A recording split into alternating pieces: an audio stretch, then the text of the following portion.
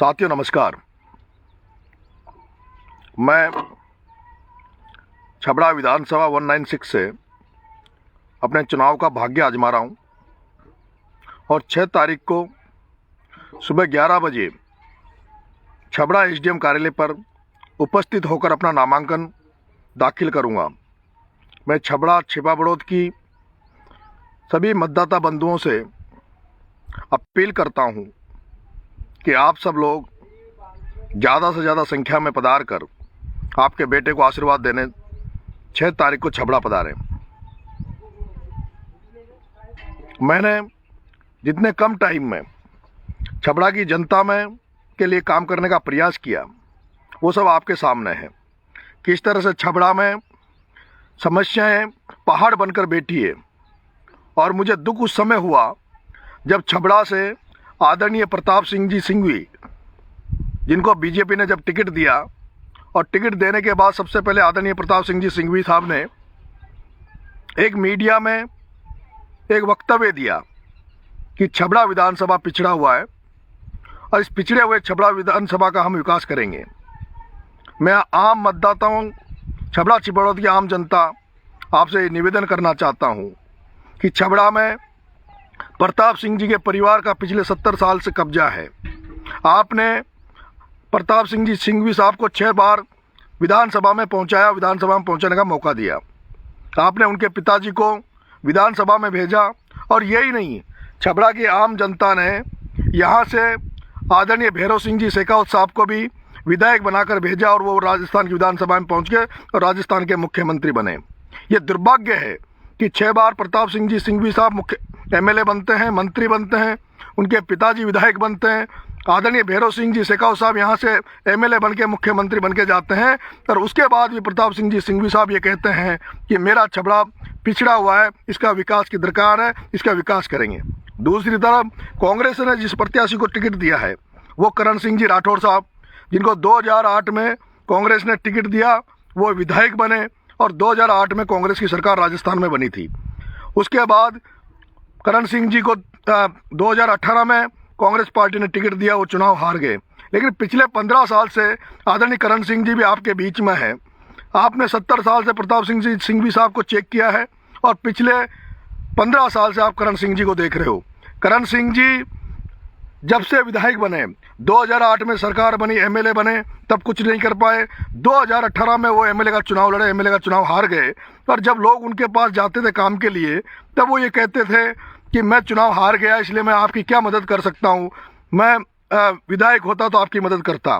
तो ये क्या गारंटी है कि इस बार अगर करण सिंह जी को आप विधायक बना भी देते हो और सरकार नहीं आती तो वो व्यक्ति ये कहेगा कि मैं विधायक तो आपने बना दिया लेकिन मेरी सरकार नहीं है, मैं आपके लिए कुछ नहीं कर पाऊंगा। मैं आम मतदाताओं, छबड़ा की जनता से निवेदन करना चाहता हूं, एक व्यक्ति जो 70 साल से छबड़ा की मैं नेता विधायक बन के बैठा है, मंत्री बन के बैठा है, वो छबड़ा को बदल नहीं पाया। एक व्यक्ति जिसको आपने 15 साल से मौका दे रहे हो, 15 साल से आपकी छबड़ा की राजनीति में जो व्यक्ति एक्टिव है, उसके बाद छबड़ा की जनता का भला नहीं कर पाया। मैं देख रहा हूं कि छबड़ा में आदरणीय प्रताप सिंह जी सिंघवी का जिस तरह से होल्ड रहा है, उन्होंने जो राजनीति करी है उन्होंने दबाने की, कुचलने की, शोषित करने की राजनीति करी है। लेकिन दूसरी तरफ जो करण सिंह जी राठौड़ साहब थे, वो जो कांग्रेस के वर्कर थे, कांग्रेस के कार्यकर्ता थे, कांग्रेस के लोग जो उनको जिताकर विधानसभा में भेजते थे या कांग्रेस के कार्यकर्ता उनके साथ जो खड़े थे उनकी भी वो सुरक्षा नहीं कर पाए। तो ये क्या गारंटी है कि वो आगे आपके लिए लड़ाई लड़ पाएंगे। लेकिन आपने मेरा कार्य करने का वो देखा होगा।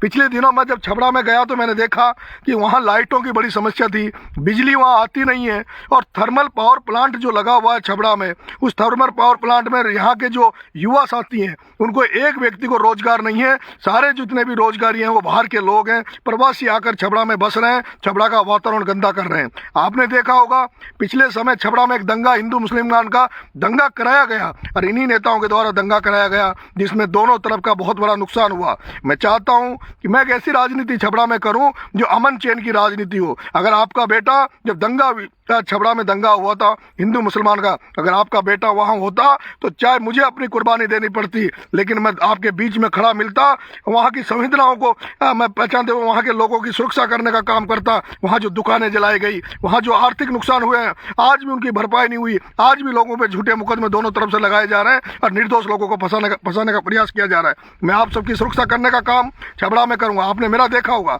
अभी मैं वार्ड पंच भी नहीं हूँ, वार्ड मेंबर भी नहीं हूँ, फिर भी मैंने मेरे से जितना हुआ हाड़ौती की जनता के लिए लड़ाई लड़ने का प्रयास किया। और आपने देखा होगा, आपके लिए इन पिछले 1-1.5 महीने में भी 2 बार आपका बेटा जेल गया और जेल जाने के बाद बहुत से मुकदमे लगे, बहुत से संकट झेले, लेकिन आपका बेटा घबराया नहीं। अगर आप मुझे छबड़ा से मौका दोगे तो मैं आपको भरोसा देता हूं, मैं आपको विश्वास देता हूं कि छबड़ा की जनता के लिए दिन रात मेहनत करूंगा, आपके गरीबों की मदद करूंगा, जो कमजोर लोग हैं उनके आंसू पहुंचने का काम आपका बेटा नरेश मीणा करेगा। मैं जानता हूं आज जो किसान जो खेती बाड़ी कर रहे हैं, उन किसान जो खेती बाड़ी कर रहे हैं, लाइटें आती नहीं है, और लाइट अगर सरकार लाइट भी दे रही है, बिजली भी दे रही है, तो वो रात के समय दे रही है। किस तरह से रात के समय किसान, जब आम जनता खेतों में पड़े रहते, रात भर उनको परेशान किया जाता है।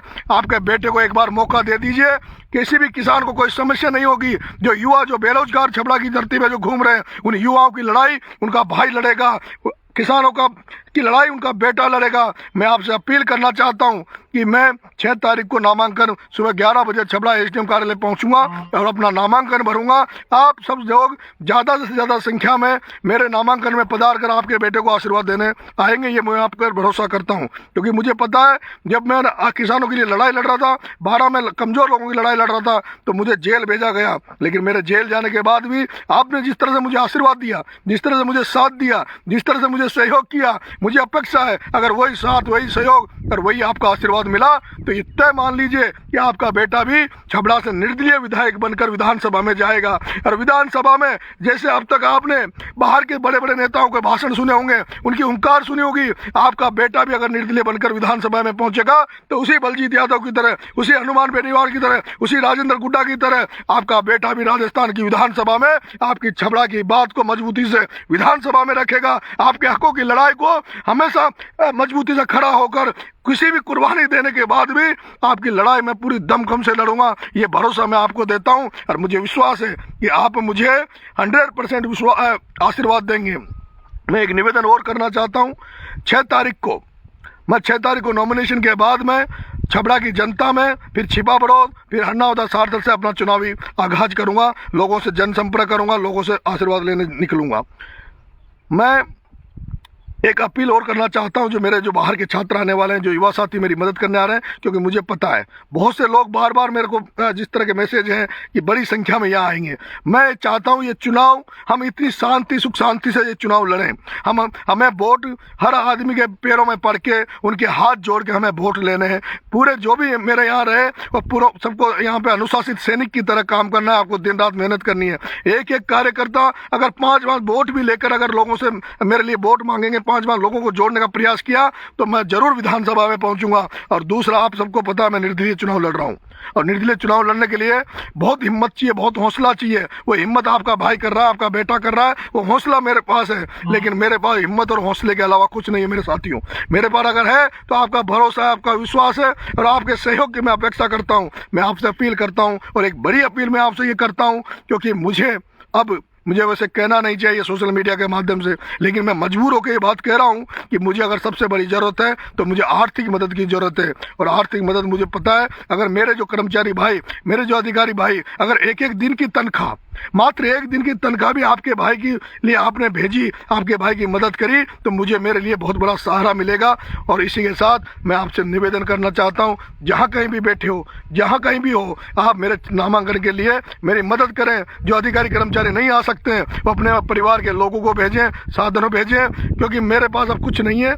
मैं इस सोशल मीडिया के माध्यम से, क्योंकि समय नहीं है, आज 4 तारीख हो गई है, कल 5 और परसों मेरा नामांकन है, इन 2 दिनों में हम हर आदमी तक नहीं पहुंच पाते हैं, इसलिए ज़्यादा से ज़्यादा संख्या में पहुंचे। और कुछ भाई जो मेरे को बार बार फ़ोन करते हैं, मैसेज करते हैं, मैं अभी मेरा फ़ोन और मैं इतना बिजी हूं कि आपके मैसेज में पूरे पढ़ नहीं पाता, आपका फ़ोन उठा नहीं पाता, उसके लिए माफ़ करें। अब आप जो भी मेरा सहयोग करें। 25 तारीख के बाद आपको शिकायत का कोई मौका मैं नहीं दूंगा, लेकिन 25 तारीख तक जिस तरह से आशीर्वाद सहयोग से हमें मिला हुआ जनता का, वो उस आशीर्वाद सहयोग के का मैं एक एक ब्याज सहित सूद सहित 5 साल आपकी सेवा करके चुका दूंगा। लेकिन प्लीज कृपा करके अभी किसी तरह का मेरे प्रति ये ना दिखाएं कि भाई ये शिकायत है वो शिकायत। आपको एक भी शिकायत का मौका नहीं दूंगा, क्योंकि मैं जिन परिस्थितियों से गुजर रहा हूँ, जो मेरे सामने जो परिस्थितियाँ खड़ी है, अभी मैं 1 महीने तक मुझे यहाँ से बाहर रहकर रहना पड़ा, छुपना पड़ा,